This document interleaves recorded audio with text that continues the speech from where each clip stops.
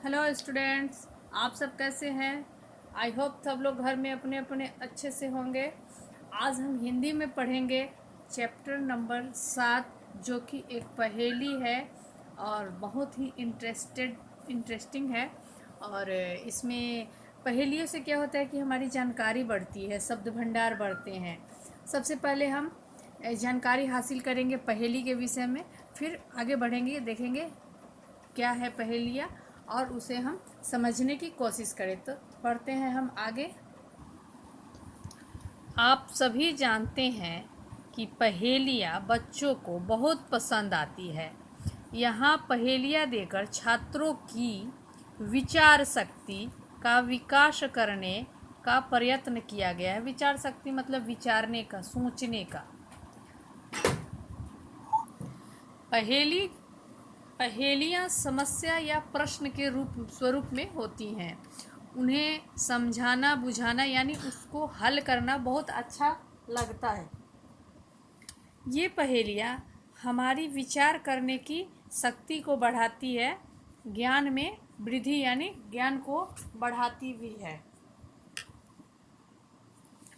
सबसे पहले मैं आप लोगों को दिखाऊंगी कि पहेलियाँ दिया हर जगह है और उसके साथ लगा एक तस्वीर भी है, चित्र भी है। और ये जो मेल है पहेली और चित्र का, वो गलत है। हमें सबसे पहले इसे हल करना है और फिर उसे एक दूसरे से मिलाना भी है, क्योंकि ये जो चित्र है उस पहेली से मेल नहीं खाता है, ये किसी दूसरे पहेली से मेल खाता है। तो हम सबसे पहले नंबर 1 जो पहेली और चित्र है उसे देखेंगे, पढ़ेंगे और समझेंगे, फिर बाद में हम उसको मेल कराएंगे कि वह किस चित्र से मेल खाता है।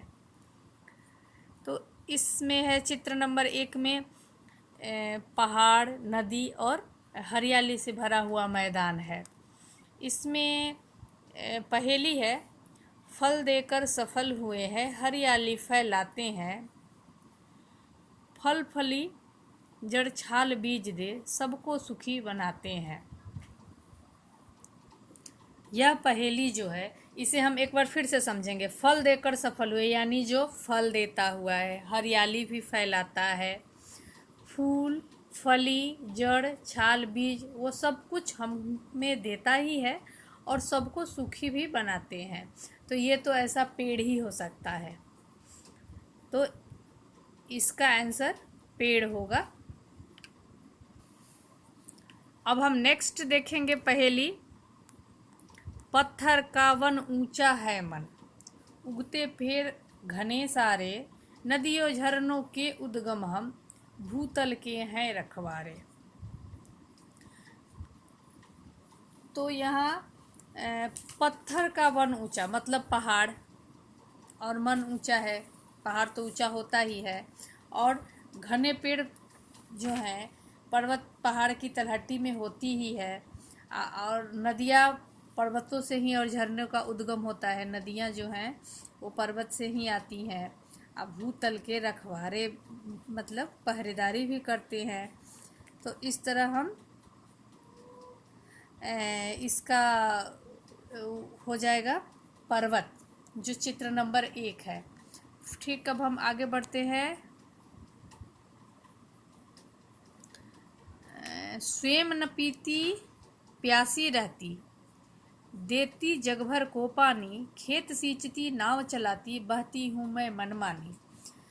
नदी, इसका अर्थ हो जाएगा नदी, क्योंकि वह तो पानी पीती नहीं है, खुद तो पानी पीती नहीं है, प्यासी ही रहती है और दुनिया भर को पानी देती है, खेत को भी सींचती है और नदियों में ही नाव भी चलता है और अपने मन से बहती है। यह किसी के भी नियंत्रण में नदी नहीं होती है। नदी जब अनियंत्रित होती है तो क्या होता है, बाढ़ आता है और जान माल का नुकसान भी होता है। ऐसे तीसरा नंबर जो है इसका मेल इससे हो रहा है। और यह वाला जो दूसरा नंबर पहेली है वो पेड़ है जो इससे मेल खाता है। और दूसरा नंबर जो है वो 1 नंबर चित्र से मेल खाता है और फल देकर सफल हुए पेड़ होता है। फिर हम आगे बढ़ते हैं अपने अगले पहेली की तरफ।